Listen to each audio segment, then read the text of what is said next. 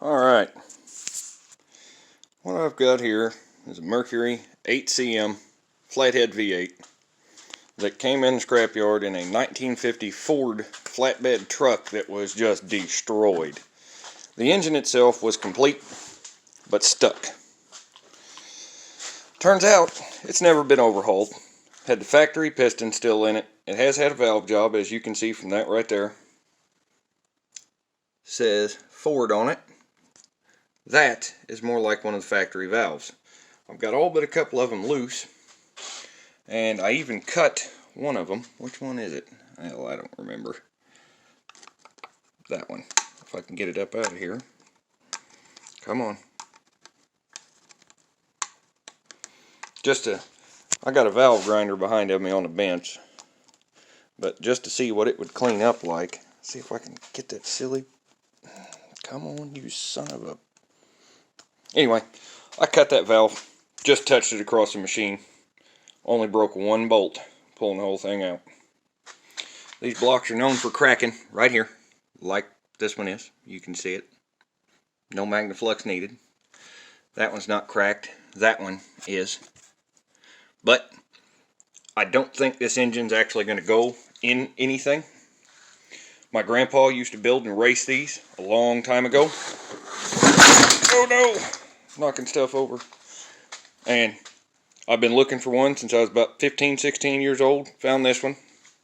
Decided I had to have it. Over here on the bench, I've got, amongst all my other random crap, oh yeah, my $75 plasma cutter. My Craftsman drill press converted to milling machine. Super ghetto, but it works. That's a Craftsman XY and rotary table with a handmade sine vise. Didn't build it, but it's cool. Over there are one of the heads. There's the intake. The other head's laying underneath that Folgers can. It's got a whole bunch of nuts and bolts in it. There's a great big old lump of phosphor bronze for something. And my free bandsaw $10 belt sander. Anyway, I digress. And is that not the cutest Lincoln Electric welder you've ever seen? 2 settings, on and off. But back to the flathead. Even managed to get all the bolts out of it. The exhaust, no problem. The flywheel, still in it. Clutch, exploded on the pressure plate side.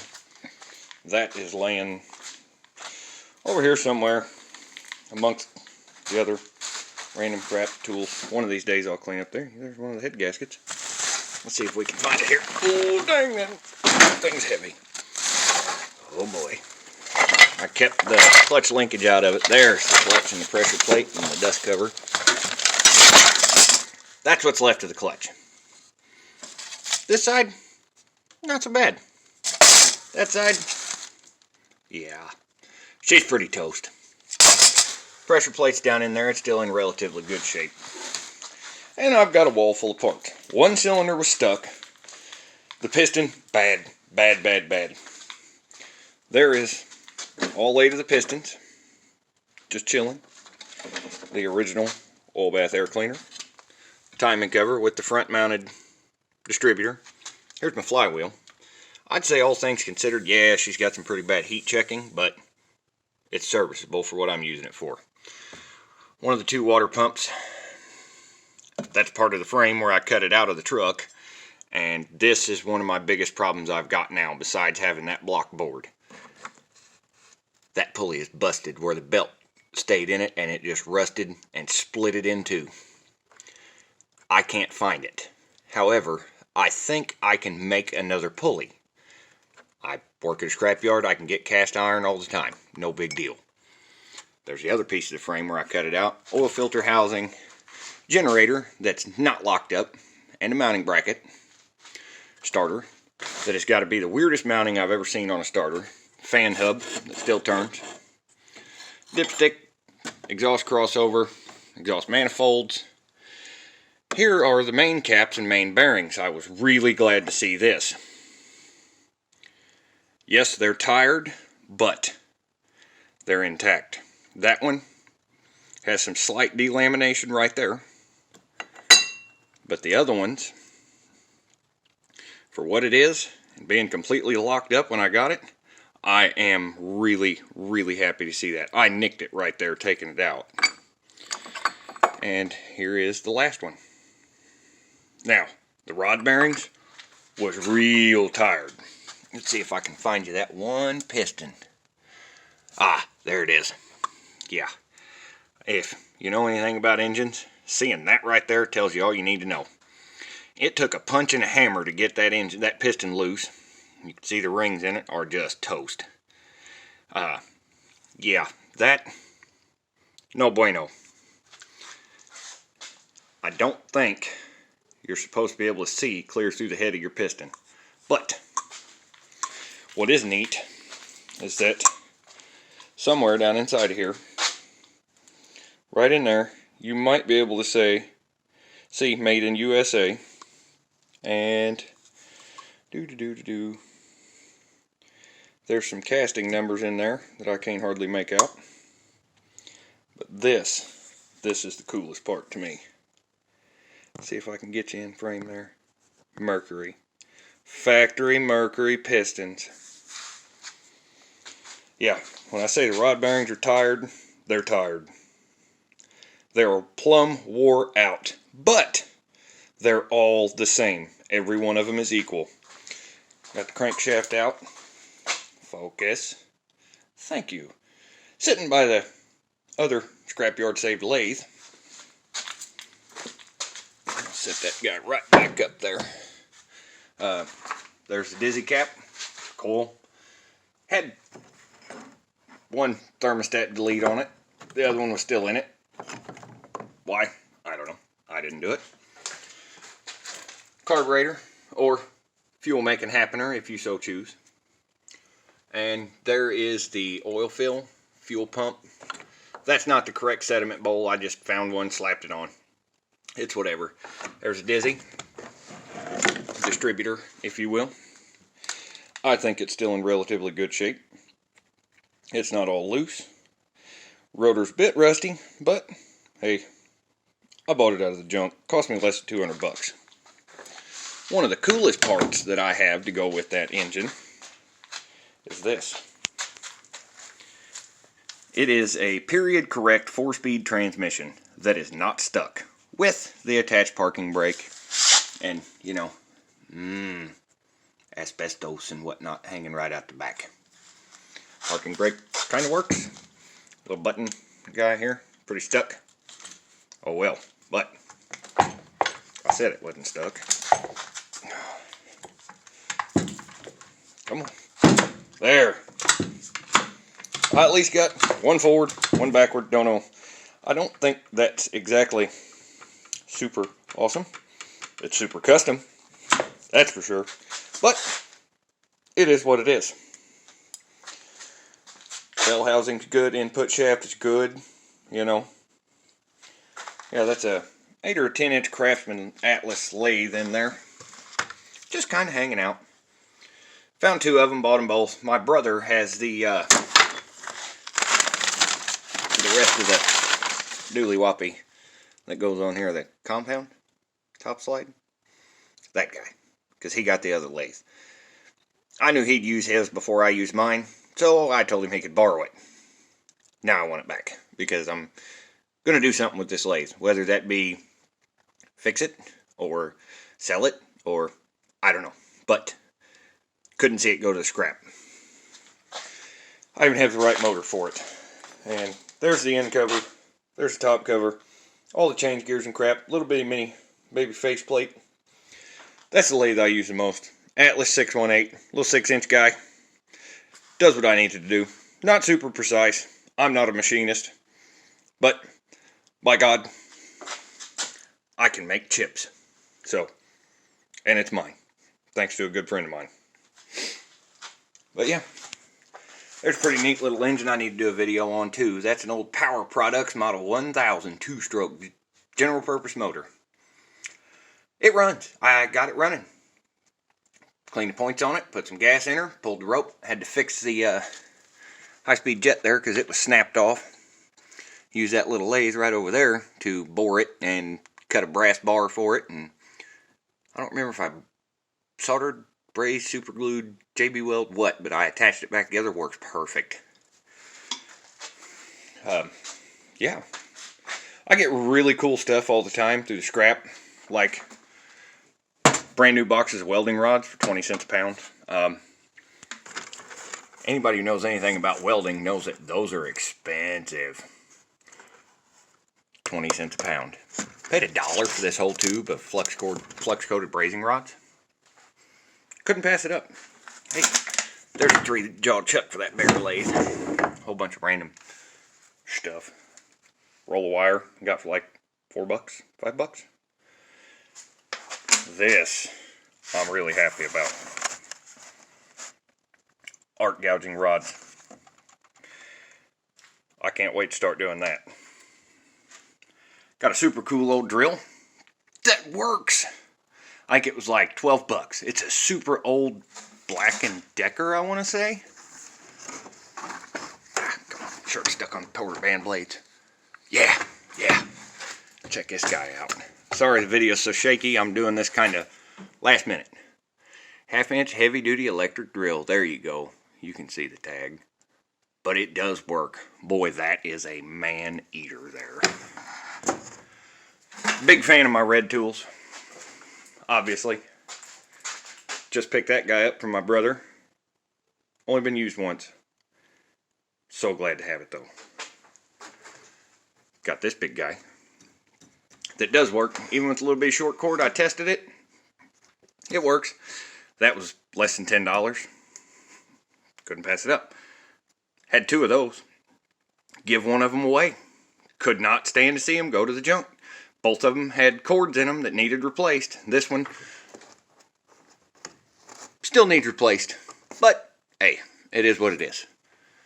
Give the other one to my uncle. He used crap out of it.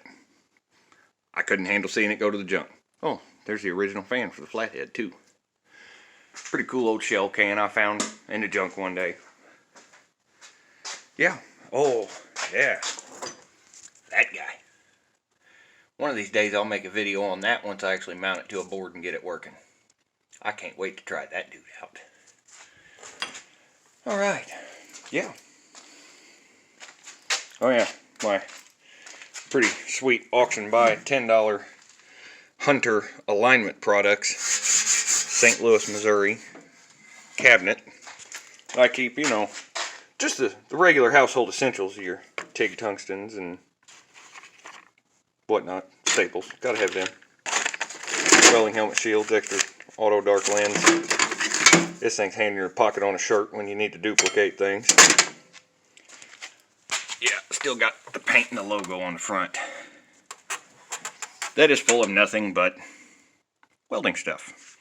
My custom braided electrode ground clamp or ground wire for doing oblong shape stuff. Hard facing rods, stainless? No, not stainless. 70/18, little bitty guys. More, 20 cents a pound for the nickel arc cast iron welding rods. Could not pass it up. Some of them junk Radnor 6013s, I believe. Hell, I don't know. Another big spool of welding wire cost me like $8. Some of the cutest welding rods I've ever seen. Don't even have a number on them. There's some Campbell Hausfeld something 16th inch. I don't know. They look like toothpicks to me. Stainless, different grades. Got a whole bunch more of them. And I got me a bunch of monsters here. That is a 5/16 6013. And I tell you what, these things will just lay down a bead like you would not believe and fill a gap that you could about not jump over. And the slag peels off of them. They're just beautiful. Beautiful. Got a box of 7024s that are, I think, 3/32 the other day. Need to try them out. But I know you can only weld flat with them. But yeah, the flathead V8. Let me see if I could show you the one bad cylinder. Oh, here she is. Here she is. Yeah. I don't know how well you can see down in there, but that's pretty bad. However, it's never been punched, never been bored. It's factory size. They got a local guy that's going to machine it for me, who's going to clean that one up and bore the rest of the match, because I'm having a hell of a time finding standard size pistons. What I wanted to do was just get this one sleeved and put standard pistons back in all the rest of them, because they don't even have, they've got a carbon ring on them, glaze ring, but there's not even a ridge on that guy.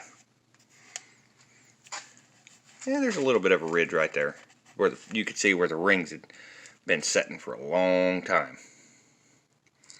But I'd say, all things considered, that old block's in pretty good shape. Having a hell of a time getting them out of there. That is a pain right in the twig and berries to get them valves out of there. There ain't nothing easy to get to or easy to remove about them. They say you can remove them as an assembly and put them back in as an assembly. I have yet to see it with my own eyes. So, yeah, I'm just doing what I can. Cam gear is the factory phenolic, nylon, woven, whatever, that is still in really good shape. So I think for what I'm going to do with it, I'm just going to run it. I want to build a stand for it with a radiator, starter on it, battery, gauges, ignition, yada yada yada, that I can roll around in the garage here, roll out up to the door, fire it up, annoy the neighbors, shut it off, roll it back in. Or thinking about doing an old square body Ranger with one of these, because we've all seen S10s with 350s in them, Rangers with 302s in them, turbocharged 4-cylinders, but I have yet to see a Ford Ranger with a flathead V8 swap with the factory 4-speed behind it. I think that would be something. That would just be neat. Not a powerhouse, just cool. For the sake of being cool. Oh yeah, a couple more things to show you that I pulled out of the junk that are going to be future videos, I hope.